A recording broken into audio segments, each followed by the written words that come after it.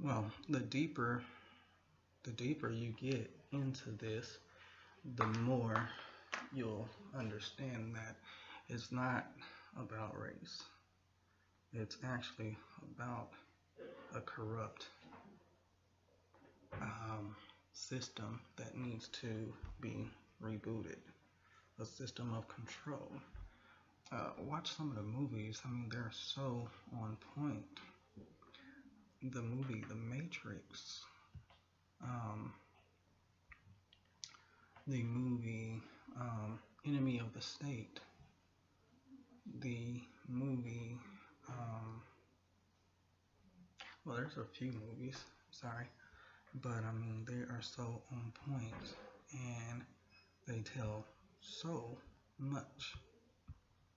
But if you're sleeping, then you will not understand what is being said, done, heard, or what is being uh, passed up under your eyes that you are not aware of. Um, there's some stuff going on that you should know about. Now, let's talk about this government as if I wasn't talking about the government already, which the government is itself the main problem, the main issue, the key to, um, God, I want to say something good, but the only thing I can think of is destruction. Um, Religion was set by the government long ago to be something totally different than what it is now today. Most religions can be backed. If you do a background check, they can be uh, traced one from another. The idea I have comes from this idea right here, which came from this idea right here, which came from that idea, A, B, C, D. And then we have the main idea over there, which by the time it reached D point, it was altered altogether. That Holy Bible you have, talking about religion now, that Holy Bible you have is no different than that Quran, no different than the next book that was added, taken away from, changed, altered to fit one's needs. Mankind, that is, mankind. You can debate this with me, but I'm not up for a debate on that. I am already, um, I don't know, what do you call that? Deformed. I have many deformities when it comes to uh, belief in a system of religion. I have many deformities when it comes to that.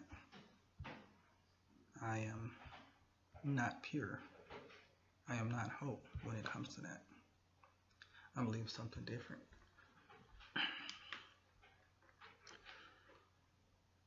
Race. It's not about race. It's not about race. If it's not about race, then what is it about? Let me tell you what it's about. It's actually about the corruptness of America, which was built on corruption anyway. Corruption, deceit, lies. I mean, from the Triple K to the way the police came and what they were really for and about, on up to the NAACP, which was started by, founded by whites, along with white supremacists. The system is failing because you have, like I said, you have whites getting caught up in this too, where they're getting beat by police unjustly too. It's not their fault, it's the system. the system that was placed before them, and they just happen to be getting caught up in it like we are. We are the main targets. It even says that in many biographies. Oh my God, what is this? Look up. Oh, I don't have my notes for that. It's a system that they're talking about. It explains how blacks get punished more and more harsher punishments than whites do for doing the same crime. And this system of corruptness started years ago. This system was introduced into the labor laws of labor for this country, this land. System was basically after segregation was discontinued. Slavery was discontinued. Segregation picked up in the form of labor. You see, this black person would do this right here. The next man, mostly white, would do that same thing. The black man would get more time, harder punishment, and he'd be made to labor for free. White man, any other man, whatever, go on about your business, do what you do, carry on. Yes. Look this up if you don't believe what I'm saying. You see, one thing about me, I spend my time not just on YouTube. I spend it looking at. I'm not a cable person. I spend my time looking at Black Premier Network as well as a couple of other shows, TV stations or whatever.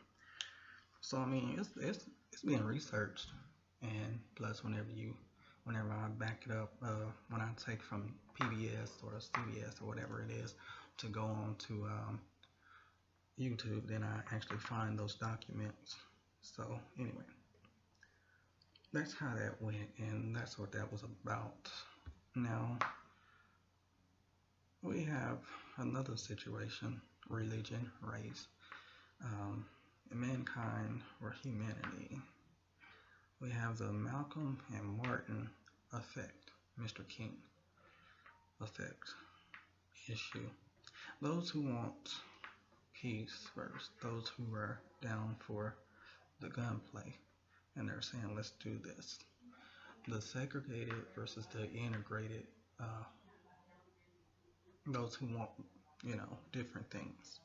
You need to ask yourself, why do you want integration? And you need to ask yourself, why do you want segregation? If the only thing you can think of is based off of what somebody else has told you or said to you, and you don't know what you want, just as you being a pro-black, if it's based off of something somebody else said, you're not pro-black. You're not. Yeah. How can we say what we are? How can I tell you you're not pro-black? Just like, and they was wondering, how can you tell me I'm not black enough to be considered to be black? The light skin versus dark skin effect. Well, it's simple. You're not a Christian if Johnny told you or led you to believe that you're supposed to be a Christian or a Muslim or Islamic, Catholic.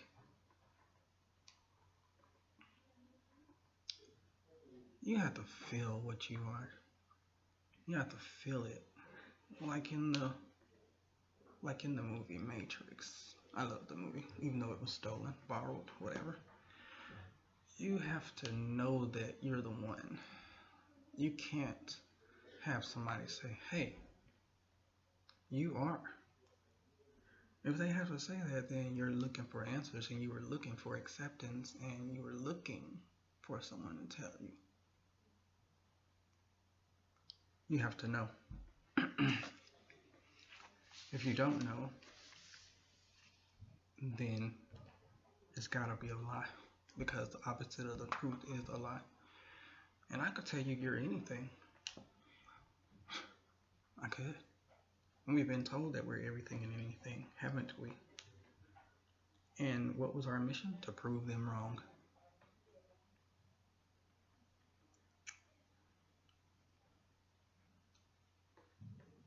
It's no longer a time for talk. Me, myself, I'm a peacemaker. I'm not a fighter. All of my fights I've gotten in, I've won because, well, not all of them, but I've won the majority of them because I didn't fight. Instead, I found another way. I ended up grappling, wrestling is what they got mad and said I was doing. You know, you be wrestling, man. I'm trying to fight you. Well, I found a way to get out of holes and if you're trying to choke me, I found a way to get out of it. When you're trying to throw that punch, I grab his arm and do some crazy stuff. That's my way of defending myself.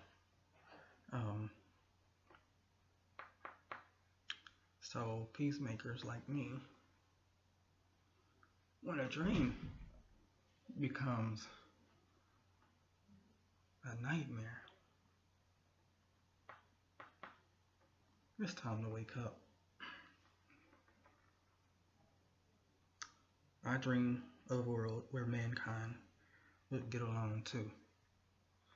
And I'm losing my faith in mankind, but yet and still there will be people who say, don't do that, don't do that, don't do that. Pray to God, all this other stuff. Turn to Jesus. Thank you. You're so considerate, so nice, so caring, respectful. And you are to be respected along with your opinion. However, this is not the cause. This is not the time for that. This is a time where we've tried peace, we've tried praying, we've tried turning it over to God. It's time for us to do something. It's time for some things to happen. I'm not saying the way it is happening now, but it's time for some things to happen. Some things need to change. Examples need to be made. Reasons why you shouldn't mess with us. If I keep on touching a hot pot, you're telling me don't. Is it your job to, wait a minute now, let me go ahead and move this pot, because he's going to keep on touching it. Yeah, people feel like they're obligated to do that. People feel like you're obligated to do that. I, on the other hand, I'm a different type. I've even done my kids like this. Judge me for however you want to. Okay, I told you, don't keep on touching that stove. Go ahead, touch it again. That's okay. You can touch it if you want to. That's fine. So what actually happens is you learn your lesson hard by touching it, and you remember what happened. You remember it, and you have the scar to show for it.